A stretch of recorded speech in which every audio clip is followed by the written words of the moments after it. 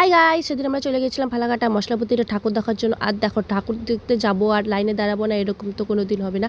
আর এই দেখো, ঠাকুর দেখার সময় লাইন এতটা বেশি ছিল। তারপর আর কি বাইকগুলো দেখতে যাওয়া আসা করতেছিল। আর এদিকে দেখো, লাইন প্রায় 1-1.5 ঘন্টা লাইনে দাঁড়ানোর পর তারপর আমরা ঢুকতে পেরেছি সেই গোস্ট হাউসে। আর এই দেখো, এত আস্তে আস্তে লাইনগুলো টিপ টিপ টিপ টিপ করে লাইনগুলো শুধু আগায়। তারপর ফাইনালি দেখো, মানে প্রায় 2 ঘন্টা আমরা লাইনে দাঁড়াইছি। 2 ঘন্টা লাইনে দাঁড়ানোর পর এই যে ঢুকতে পেরেছি এখানে।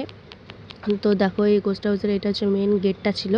আর ভেতরের মানে যে থিম, মানে অনেকে ভয় পেয়েছে, বাট আমি একটুকু ভয় পাই নাই। তো তোমরা দেখতেই পাবে, আমি তোমাদের জন্য ভিডিওটা রেডি করেছি একদম সুন্দর করে। এই দেখো, আর এখানে একটা ভূত হচ্ছে নিচে বসেছিল, হঠাৎ করে আবার চলে আসছে। আর কতকে কি ভয়, বাপরে বাপ!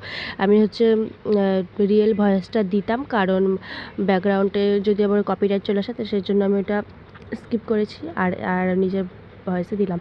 তো দেখো কেমন লাগছে তোমাদের জানি। এদিকে দেখো, কত কঙ্কালের মাথা, মুন্ডু, কাটা পাটা এগুলো কি সব ঝুলিয়ে রেখেছে। আর এগুলো দেখে কার ভয় লাগে ভাই, কার এতটুকু জিনিস দেখে। আর ওরা কী করেছিল, এমনি প্যানেলটা মোটামুটি ভালোই ছিল, বাট কিন্তু আমার ভয় আমি পাইনি। কিন্তু অনেকে ভয়, যারা বাচ্চা যাচ্ছিলো তারা খুব ভয় পাচ্ছিলো। তারপর এদিকে দেখো, একটা ভূত আমাকে দেখে কেমন করে একটা কাটা পা নিয়ে আসবে, নিয়ে এসে দেখো কেমন করে, তোমাদেরকে আমি সেটাই দেখাচ্ছি। এই দেখো, আরেকজন মাথার মধ্যে শিং লাগিয়ে দাঁড়িয়ে আছে, এমন করে ভয় দেখাচ্ছে। আর